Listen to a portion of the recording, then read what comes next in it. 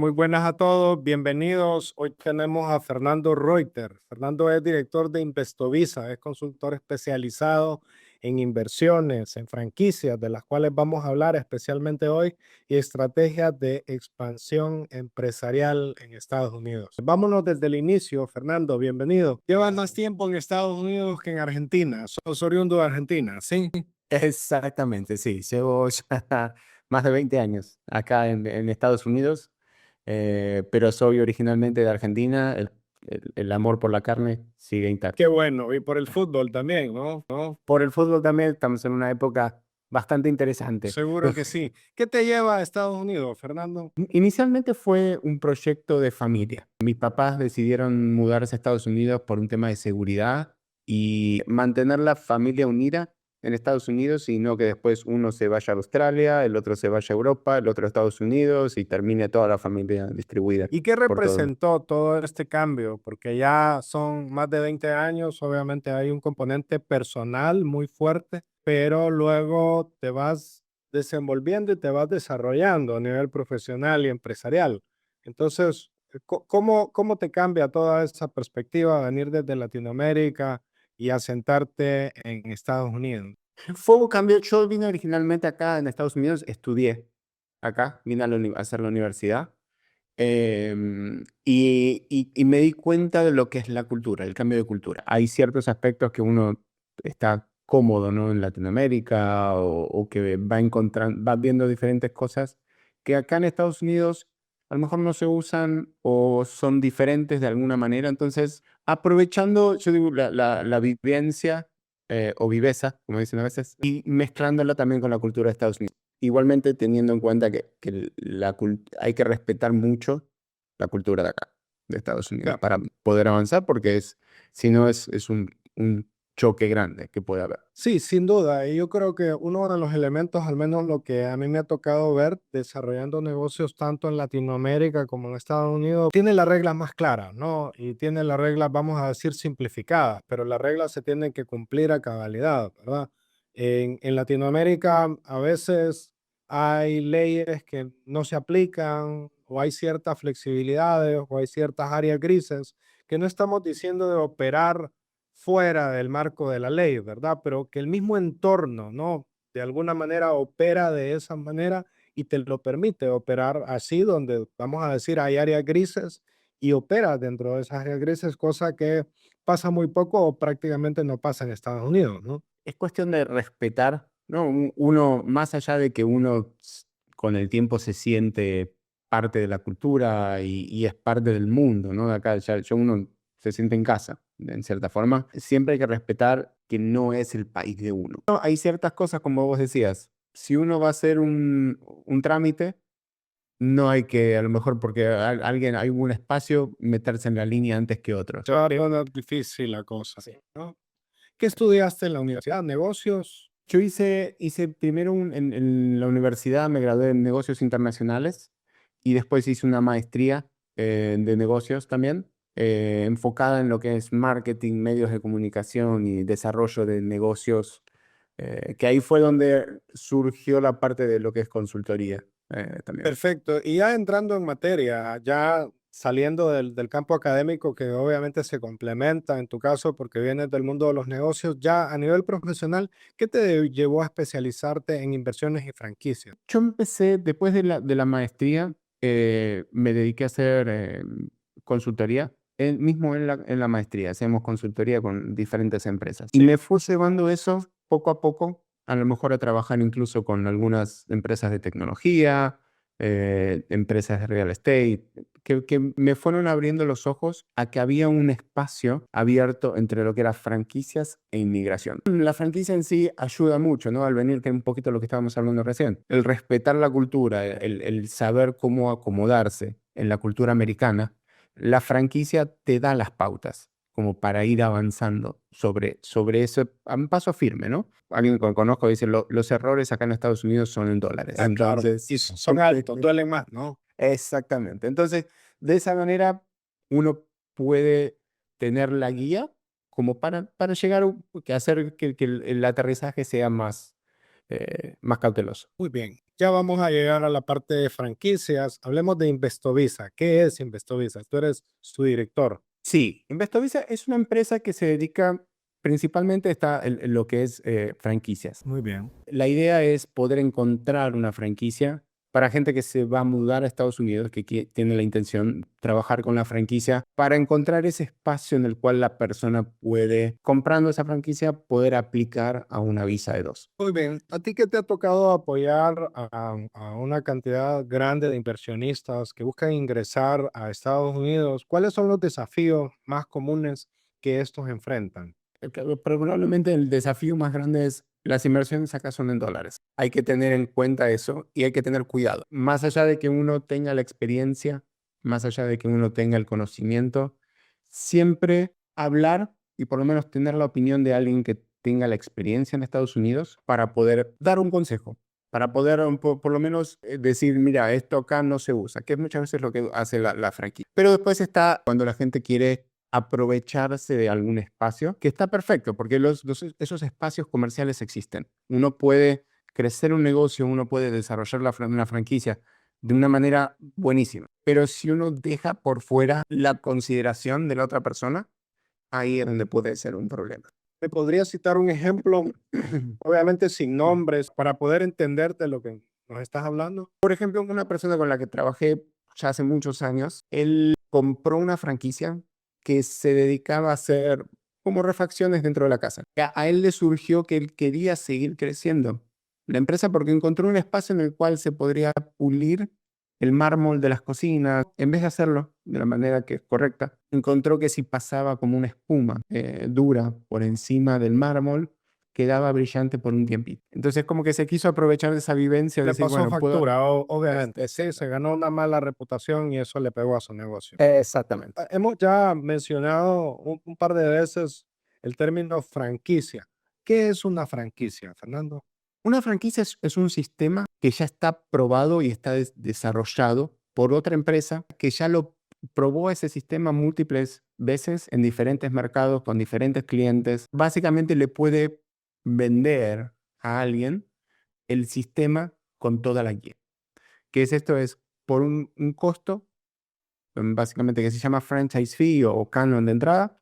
La franquicia pasa a darles capacitación, soporte permanente y todo un desarrollo del negocio en una cierta parte de Estados Unidos. Caso, digamos. sencillamente, vamos a citar un ejemplo, es Houston, por decir algo, ¿no? Y vas a estar dentro de Houston. Si sales, ya te metes en problemas porque estás rompiendo las reglas, ¿no? Estás rompiendo un contrato y el marco legal, ¿no? Correcto, sí, hay diferentes formatos. Algunos, por ejemplo, es por condado, otros por ciudad, otro es por distancia física de oficina a oficina. Muy bien. Pero sí, por lo general tienen exactamente como vos describís. La franquicia brinda la oportunidad de que si yo no tengo un negocio que está probado, o a lo mejor tengo negocios que están probados en Latinoamérica, pero operar en Estados Unidos, aún con el mismo negocio, es otro mundo, es otra realidad, es otro mercado, en realidad no lo tengo probado, voy a pretender entrar a un nuevo mercado, a una nueva cultura. La franquicia me acorta todo ese camino. Lo que uno le paga a la franquicia como el canon de entrada es para evitar los errores que ellos ya cometieron en el pasado. Claro. Entonces, esa guía hace que el camino sea más derecho, que uno no tenga que ir para un lado, volver para el otro. Solo, por ejemplo, por decir, es el modelo de facturación que tengan. Una franquicia que ya te dicen, ok, se usa este modelo, se pone la tarjeta de crédito acá, no se acepta cash. Cuando uno lo hace viniendo de Latinoamérica, a lo mejor, bueno, te pagan con un cheque que después termina siendo un problema o no está registrada la empresa de la manera correcta. Entonces, es cuestión de tener cuidado, obviamente, se puede hacer, pero la franquicia te acelera. ¿Cómo funciona la inversión en franquicias con fines migratorios? Hay ciertos pasos importantes que hay que seguir. A nivel franquicia, son las mismas franquicias que el americano invierte. Hay algunas franquicias que se ocupan solo de vender al mercado hispano, al mercado que quiere mudarse a Estados Unidos. Cuando la verdad es que cuando es así, probablemente el modelo no es de lo mejor. El modelo importante es, o bueno, es cuando la franquicia le ofrece las mismas franquicias al americano que al latino que quiere mudarse. Por lo general, yo me gusta filtrar las franquicias. Antes de firmar ningún contrato, de firmar ningún tipo de requerimiento o demás, se tienen después reuniones con las franquicias. Son entre 6 y 8 reuniones, por lo general, en las cuales las franquicias siempre evalúan al candidato, pero también quieren que el candidato evalúe a la franquicia. Muy bien, perfecto. Basado en tu experiencia, ¿existen algunos elementos o aspectos que hagan que un inversionista sea candidato para esto? Hay muchísimos tipos de franquicias y hay muchísimos modelos de operación. Una de las cosas, por ejemplo, que a veces es un filtro, es el tema de si la persona habla inglés. Si habla inglés, se abre el abanico muchísimo más. Si no, hay posibilidades también. De la misma forma que a lo mejor a la persona le gusta otro modelo de negocio. La elección siempre es de la persona. No es que alguien se compromete a nada con la franquicia, sino que son puramente sesiones informativas. Hay un proceso de selección mutuo, ¿no? Donde antes de que se llegue a un acuerdo, simplemente lo que están haciendo es conociéndose y entendiendo si el inversionista es candidato, pero si también la franquicia es candidata para el inversionista, ¿no? Exactamente. Yo muchas veces digo, es como un matrimonio. Perfecto. Es el cortejo inicial y después del mes o 2 meses deciden si se casan o no. Y ahí iba justo a preguntarte cuál era el marco de tiempo. Acabas de decir 2 meses aproximadamente. Mira, hay ciertas regulaciones que hay que mantener. No se puede comprar una franquicia más rápido que 15 días. Eso está prohibido. El paso normal es entre 1 mes y 2 meses para todas esas reuniones y después poder concretar. Yo siempre digo, el paso lo pone el interesado en comprar la franquicia. Porque si me ha pasado con gente que tardó 1 año en comprar la franquicia, tuvieron las reuniones, llegaron a un momento que dijeron, tengo que vender mi casa todavía o tengo que esperar que me entre un capital. Entonces, El proceso se pausa, ¿no? sí. Hablaste del caso de McDonald's y hablabas de una inversión de 3 millones. Entiendo que hacia arriba prácticamente no hay límite, pero estoy seguro que muchas de las personas que nos están escuchando, que son empresarios y emprendedores, se estarán preguntando dónde arranca abajo, cuáles son, digamos, como los puntos de partida. O sea, siempre la inversión de la franquicia se está presentado en un rango. Hay un mínimo y un máximo. Dependerá, el mínimo suele estar en los 70, $80,000. Ok. Hay algunas excepciones que es un poco más bajo, sí, no mucho más bajo, pero por lo general, siempre con las franquicias yo las pongo siempre en 2 grupos. Está la franquicia de servicios y la franquicia tradicional. Franquicia de servicios uno no necesita tener un local a la calle en el cual el cliente entra y tiene que estar remodelado. Esas son las franquicias que por lo general tienen el monto de inversión. Más bajo, las de servicio. Exacto. Y después la franquicia tradicional, que es el salón de belleza, el gimnasio, café, una barra de jugos o cosas así, por lo general suelen estar alrededor de los $250,000 para arriba. Hay alguna excepción hacia abajo también, por ejemplo, un centro de educación, pues del colegio, ¿no? De soporte educativo para los chicos. Por lo general los montos de inversión son hasta entre 100 y $150,000. Muy bien.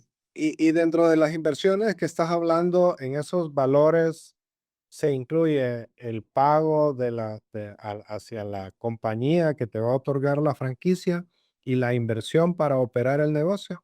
¿Están ambos? Sí, sí, por lo general lo califico en 3 grupos. Hay un monto que suele ser fijo, que es el canon de entrada, lo que uno le paga a la sala. Muy bien.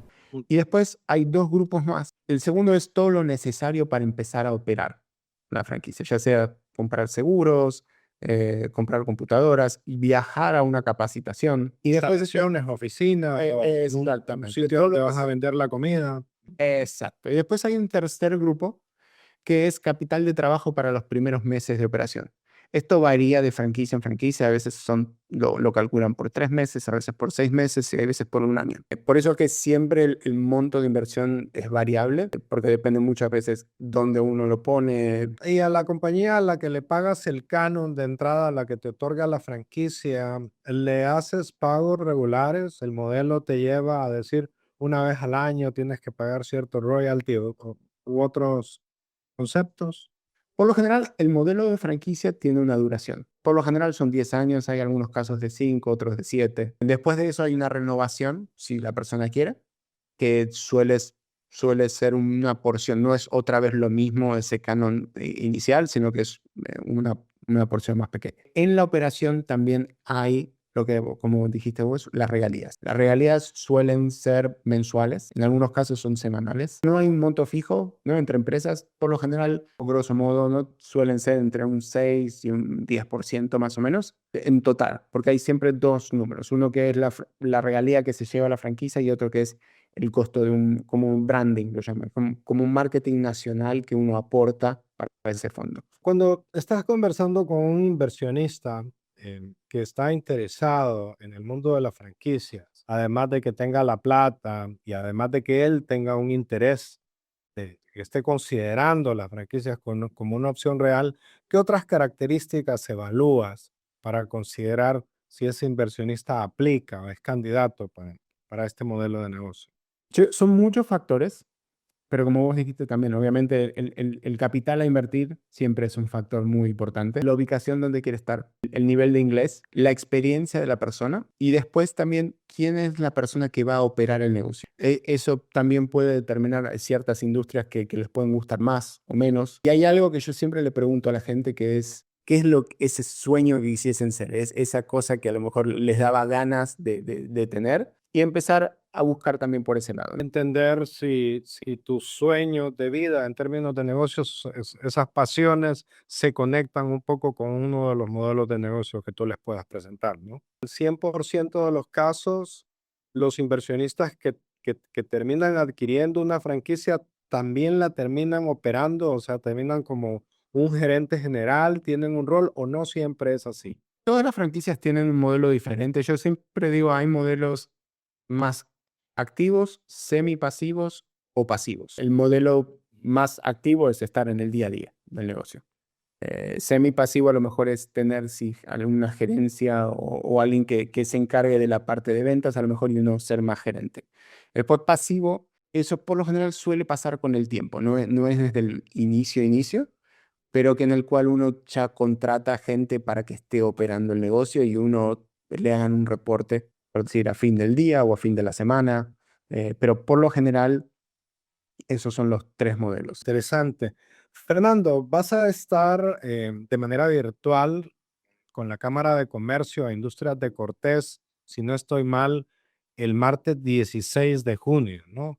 Por lo que me decían Matías y Diego, que tuvimos una conversación con ellos en otro momento, es un grupo, ellos dos, tu persona y alguien más, son 4 expertos que van a hablar sobre oportunidades de negocio en Estados Unidos y cómo poder abordar aspectos más de negocios, otros más migratorios, otros más de corte corporativo, el mundo de las franquicias que tú lo vas a tocar.